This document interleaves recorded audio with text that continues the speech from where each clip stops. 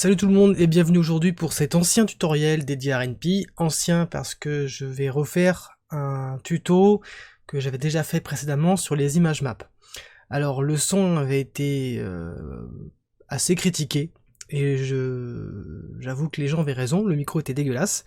Aujourd'hui j'ai un nouveau micro, on va pouvoir reprendre ce tuto pour faire quelque chose de propre et de correct. Alors, on s'attaque à nouveau donc aux images maps. Les images maps, qu'est-ce que c'est? Les images maps, c'est une sorte de carte interactive où lorsque vous allez cliquer sur une zone, vous allez être amené vers un nouveau dialogue, une nouvelle zone, où vous allez activer des variables, ce genre de choses. C'est quelque chose d'assez interactif. C'est beaucoup utilisé pour réaliser des point and click. C'est vraiment la partie, moi, que dans RNP j'affectionne le plus. Les images maps, c'est vraiment... c'est mon truc, quoi. je suis passionné d'image map. Bref, d'ailleurs pour vous dire même, tout mon projet à moi personnellement sur NP n'est constitué que d'images map. Voilà. Mais on y reviendra à un autre moment. C'est parti, donc une image map, comment ça marche? C'est simple. On les appelle avec un call screen. Un call screen et le nom de l'image map. Hop, je prends la première. Voilà, donc je définis Screen City, c'est comme ça que je l'appelle, Screen City, et j'appelle donc mon image map avec un call Screen City, voilà. Donc ici, on a la première image map. Alors, ça peut paraître barbare, toutes ces lignes, tous ces hotspots, mais vous allez comprendre tout de suite. Hop, on va lancer le projet. C'est parti. Alors, je vais le réduire un peu, histoire qu'on voit un peu plus ce qui se passe. Voilà. Donc, nous commencerons par les images map avec hotspot. Voilà. Donc c'est une image map basique. Quand je passe la souris sur une zone, elle va passer en surbrillance. Alors pourquoi? Pourquoi me direz-vous? Tout simplement parce que j'ai défini au préalable plusieurs zones. Donc vous voyez la ville, ça c'est la carte de base. Forcément, mauvaise image.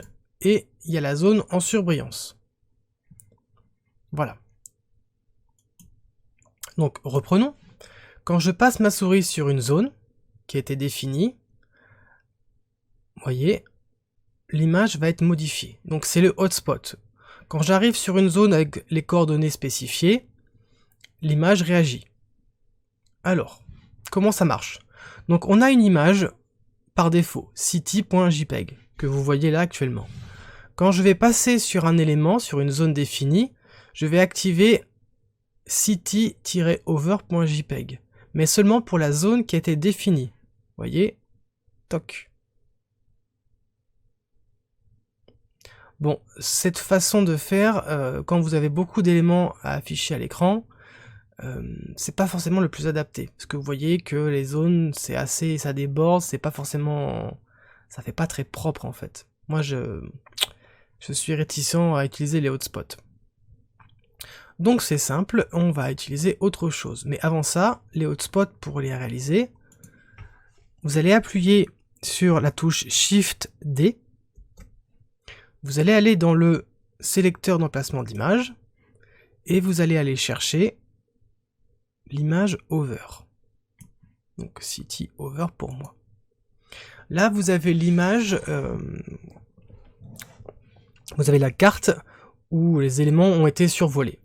Maintenant, pour définir un hotspot, c'est simple. Vous allez cliquer, rester appuyé, sélectionnez votre zone et lâcher. Vous voyez que en bas à gauche, ici vous avez rectangle, entre parenthèses, 875, 17, 373, 505.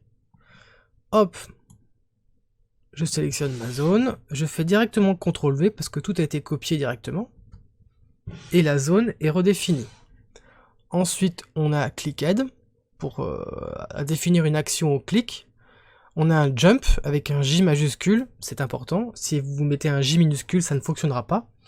Vers le prochain label, qui sera église. Voilà. Bon, je quitte. N'oubliez pas, Shift D pour accéder au menu développeur. Et ensuite, sélecteur d'emplacement d'image. Retour, je vais à la suite. On va voir maintenant les images map avec boutons. Alors, à la différence, voilà, c'est que maintenant ce ne sont plus des hotspots, ce sont des boutons qui ont été définis. Des images, même.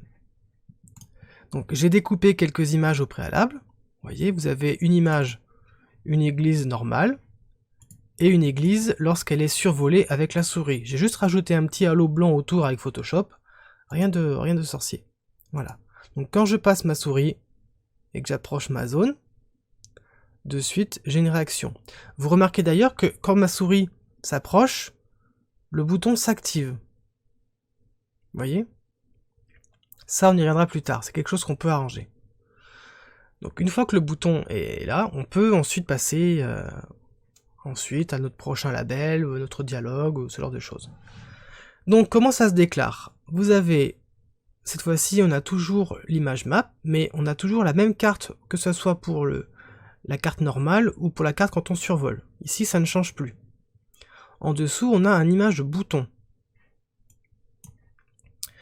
On a un needle, donc une image de base, et on a un hover, l'image quand on survole avec la souris. On a une position qui est définie pour placer l'image, donc xalink 0.579. S'il avait mis, par exemple, 479, hop, Shift R pour recharger, vous voyez, l'image aurait été décalée. Donc il faut vraiment bien viser avec les images boutons pour tomber pile poil au pixel près. Voilà. Et on a une action, jump, pour aller au prochain label, etc. Rien de plus compliqué que ça pour les images map avec bouton. On passe à la suite. On a les images map pour les perfectionnistes. C'est parti. Là, on va juste rajouter une propriété, c'est le focus mask. Le focus mask, qu'est-ce que c'est? Quand vous allez approcher maintenant de votre bouton, vous voyez que ça ne s'active plus. Mais lorsque vous allez passer la souris sur un pixel, pop, là le bouton va s'activer. Voilà, c'est juste une façon de faire ça propre, ne plus activer le bouton lorsqu'on s'approche de la zone, mais lorsqu'on est encore loin du bouton. Tout ce qui est transparent n'active pas le bouton, et dès qu'on passe sur un vrai pixel, pop, là ça s'active. Voilà, donc pour le mettre en place, rien de compliqué, focus underscore mask, true, avec un T majuscule. Voilà, le bouton n'est cliquable à la condition que le pixel où pointe la souris n'est pas sur un pixel transparent. Et si aucune action n'est déclarée, le bouton n'apparaîtra pas avec la souris en surbrillance.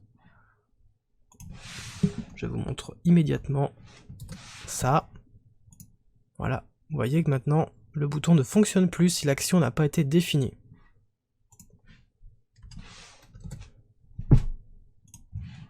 Voilà, voilà. On va en profiter aussi pour voir les boutons suite et les boutons image map, plus image bouton, plus focus mask. Alors, comment j'ai fait ça? Pour celui qui est à gauche, c'est un texte, tout simplement, auquel j'ai rajouté une couleur, en noir, et où j'ai écrit, tout simplement. J'ai défini la taille du texte, une position, etc. Ici, c'est un texte bouton, c'est-à-dire que quand je vais cliquer dessus, il va y avoir quelque chose, une conséquence. Voilà, donc j'ai une action, jump, et je passe à la suite.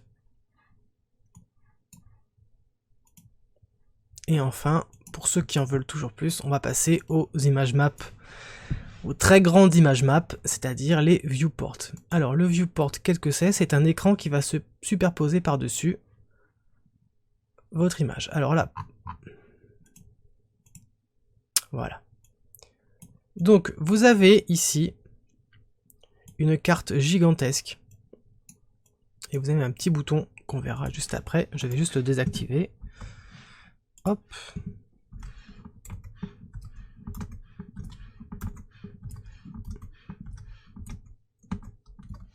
Voilà. Donc vous avez un bouton, enfin une carte gigantesque que vous pouvez déplacer, vous pouvez, etc. Vous voyez, vous avez la carte de Westeros. Si j'approche ma souris sur le côté, ça défile. Voilà, la vitesse peut être définie, hein, je dis ça en passant, etc. Donc on n'est pas limité en taille sur les images map. Alors comment on fait ça? À la place de image map, j'ai indiqué ici viewport. J'ai ensuite ajouté une image avec add. Et ensuite le nom de l'image, citycat. Comment j'ai fait ça? je reviens un peu en arrière dans Script. Voilà, on est ici. Donc l'image a été définie là. Image citycat égale bigmac.jpg. Bigmac.jpg, elle est ici, dans mon dossier image. C'est cette carte-là. On revient ici. Pour ce qui est de X initial 0,5 et Y initial 0,5, lorsque je vais arriver sur la carte, ça va me faire apparaître au milieu, tout simplement.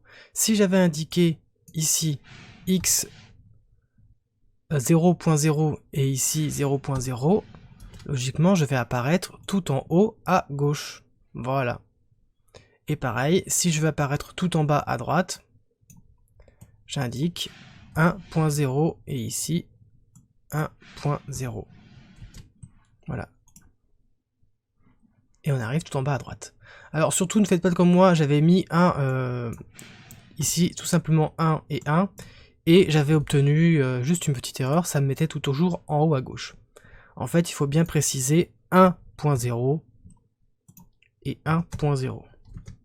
Ça a son importance. Voilà. Ensuite, on est à Child Size. Child Size, c'est la taille de la map. Sa résolution réelle. Donc ça, vous le précisez. Edge Scroll, c'est-à-dire que lorsque je vais approcher ici de 50 pixels du bord, voilà, je vais avoir un défilement, et le défilement, ça sera voilà 500 pixels par seconde, etc. Si je veux augmenter la vitesse, hop, on va passer à 5500 pixels par seconde. C'est parti. Voilà. Dragable trou. Alors là, c'est lorsque je clique et que je reste appuyé sur la souris que je vais pouvoir me déplacer sur la carte. Vous voyez? Tout simplement. Scroll bar trou. Alors, si j'active cette fonction, sur le côté va apparaître des barres de scroll, tout simplement. À gauche, enfin à droite, et en bas. Voilà. C'est pas forcément le plus pratique. Donc moi je les utiliserai pas, mais après c'est votre projet, c'est vous qui décidez. Ensuite, on peut aussi placer des images boutons sur cette grande carte. Alors attendez, je vais juste remettre ça comme ça était avant, parce que c'est en train de me gonfler. Voilà. Voilà. Vous voyez que vous avez une zone cliquable, malgré que l'image map soit gigantesque. Vous n'êtes pas limité. Si j'avais placé, donc comme on a vu au début, l'image bouton au niveau du viewport, on aurait eu un bouton avant le viewport, avant l'image. Cette fois-ci que là, ça aurait été défini ici. Alors, vous allez comprendre. Hop, hop, hop. Voilà. Vous voyez, le bouton apparaît ici maintenant. Ça peut être utile si vous décidez de faire une espèce d'interface en haut avec un bouton pour l'inventaire, la météo, le personnage, sa santé, etc. Quelque chose qui suivrait malgré l'image derrière. Voilà, c'est tout pour ce tuto sur les images maps. J'espère que ça vous aura plu aussi bien que la première. Le son cette fois-ci est bien meilleur, donc ça sera toujours mieux pour comprendre. Et voilà, je vous dis à bientôt et à la prochaine. Salut! I've had more than my share, but it's okay cause I'm gonna repair it. They say there are no retakes, but I just don't agree. No, this show is of my own making.